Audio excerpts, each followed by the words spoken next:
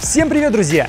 Сегодня я покажу вам 3 крутых трюка с футбольным мячом, с помощью которых вы сможете удивить своих друзей. При этом с каждым элементом я покажу разные вариации выполнения, поэтому смотрите внимательно и обязательно найдете что-то для себя. И сразу же, друзья, хочу опередить некоторых людей в комментариях.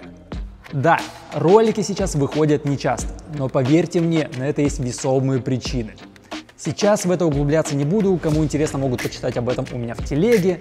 Но я считаю, что лучше выпускать ролики редко, чем вообще их не выпускать.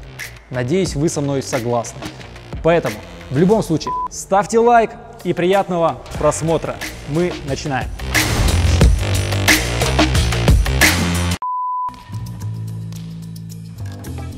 А выход этого ролика, ребят, поддержала компания BadBoom. Прямые трансляции спортивных событий со всего мира, лучшее мобильное приложение и масса крутых акций. Переходи по ссылке в закрепленном комментарии, регистрируйся за 15 секунд и получи до 10 тысяч на первое пополнение. Открой игру вместе с BadBoom.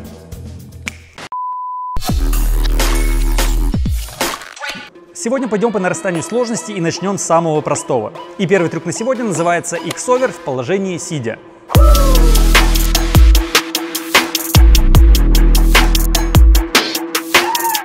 И да, тут мы впервые с вами затронем отдельную дисциплину в футбольном фристайле, которая называется ситинги. А трюк X-Over считается самым легким и самым базовым в этом направлении. Идеально, чтобы начать. Его умеют делать даже многие футболисты. Да, скорее всего для фана, и вряд ли это входит в их обязательную тренировочную программу, но для фристайлеров это база, а вообще ситинги для фристайлеров это отдельный горизонт для новых трюков. Ну а теперь приступим к освоению. Садимся и первым делом ставим руки на пол, создавая дополнительные опорные точки.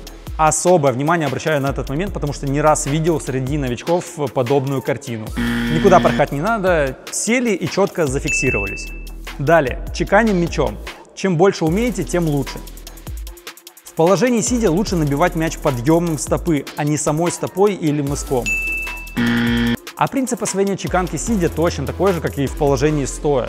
Начинаем с малого и потихоньку увеличиваем количество и ставим для себя новые рекорды.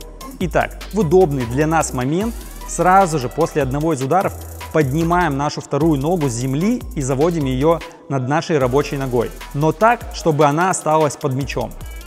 Далее ударяем по мячу рабочей ногой, после чего сразу же возвращаем нерабочую в исходное положение.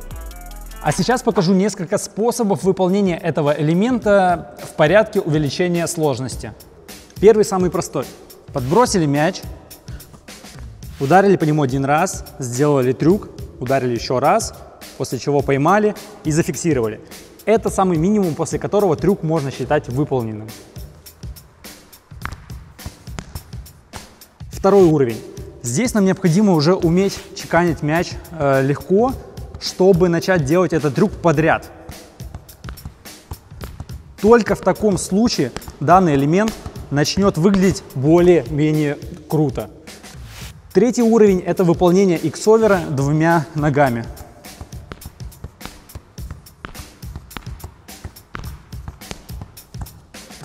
Ну и четвертый уровень – это выполнение X-Over двумя ногами без промежуточного касания между ними.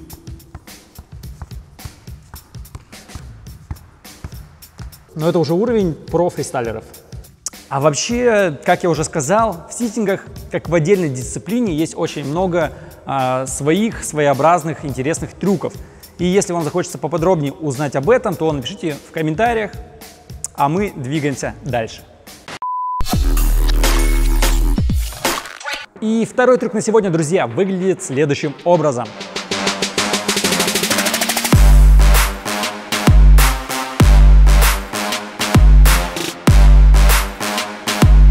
Элемент без названия, но я бы сказал, что это просто череда ударов по мячу в землю разными частями ноги.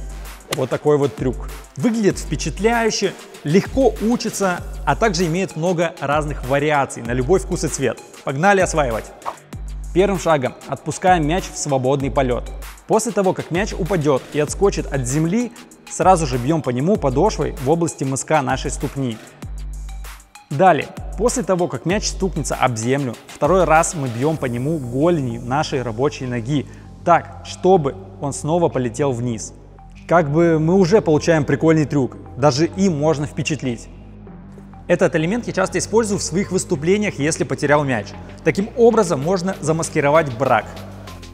Но мы продолжим, плотно ударив по мячу третий раз верхней частью нашей стопы, но уже у себя за спиной. Еще раз. Земля, подошва, земля, голень, земля, подъем стопы, земля.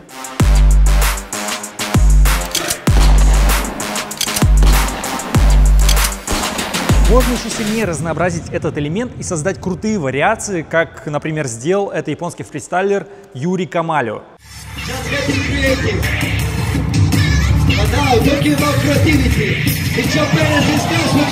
Немного практики, и трюк обязательно получится. Заключительный трюк на сегодня, друзья, называется Dragon Stall. Или, если простыми словами, то удержание мяча на подошве.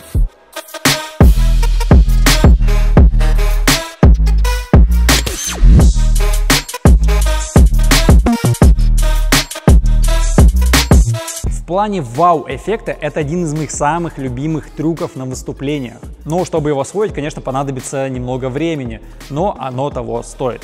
Перед обучением еще скажу, что на то, как быстро вы освоите этот элемент, также влияет ваша обувь. Более широкая и плоская подошва подойдет лучше, но в целом научиться можно в любых тягах, кроме шиповых бутс. Также отмечу, что Dragon Stall это один из тех немногочисленных фристайлерских трюков, которые в большинстве случаев удобнее выполнять слабой ногой. То есть я являюсь правшой, но держу мяч на подошве левой ноги. И вам советую. Давайте перейдем к обучению. Для начала уберем мяч в сторону и определимся с правильным положением тела. Опорная правая, руки в стороны, левую ногу задираем назад и вбок от себя так, чтобы вы могли видеть свою стопу. Чтобы не терять равновесие, держим опорную ногу немного в согнутом состоянии и используем руки для баланса. Если с этим все окей, то тогда уже подключаем мяч. Для начала ставим снаряд на подошву руками. Отпускаем и пытаемся балансировать. Если чувствуем, что теряем над мячом контроль, то поправляем его рукой и делаем еще одну попытку. В данном случае не стесняйтесь использовать руки. В противном случае вы просто устанете бегать за мячом каждый раз. И также предупрежу, что на первых этапах освоения этого трюка вполне возможно у вас начнет сводить мышцы в ноге. Начнется еще головокружение и, возможно, частичная потеря сознания. Ладно, это я уже, конечно же, прикалываюсь, но мышцы сводить действительно может. Это нормально. Так или иначе, со временем ваша нога привыкнет, и эта проблема перестанет вас волновать.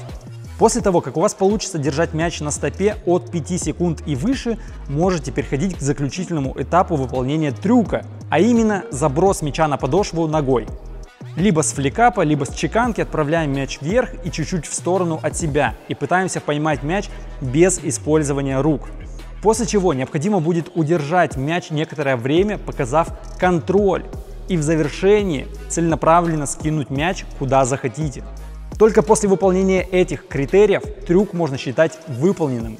И еще важно сообщить, что у этого трюка существует альтернатива, которая называется V-Stall.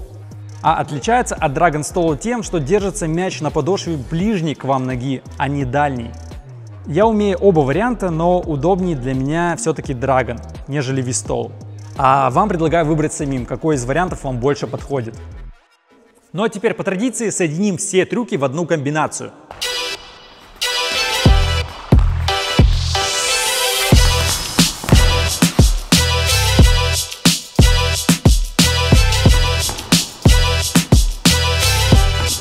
Обязательно снимайте на видео то, как вы выполняете сегодняшние элементы, и присылайте мне в телеграм-канал в комментариях к посту с этим выпуском. Надеюсь, объяснил понятно. Ставьте лайк, удачных вам тренировок и до скорого!